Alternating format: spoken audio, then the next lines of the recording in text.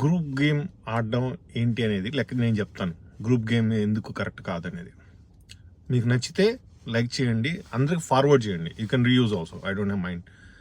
ఒక 5 మంది వచ్చారు, ఓకే.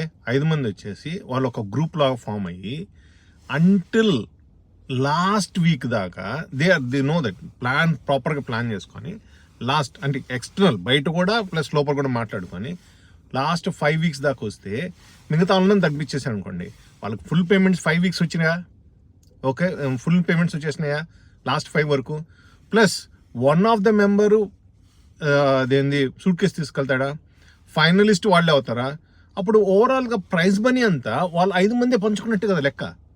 ఇది గ్రూప్ గేమ్ అనేది. ఎందుకు ఆడకూడదు అనేది నాగార్జున సార్కు చెప్పడం కూడా కాదు. గ్రూప్ గేమ్ ఎందుకు కరెక్ట్ కాదు అంటే ఇండివిజువల్ అప్పుడు దాకా కాదు, ఇప్పుడంతా ఏంది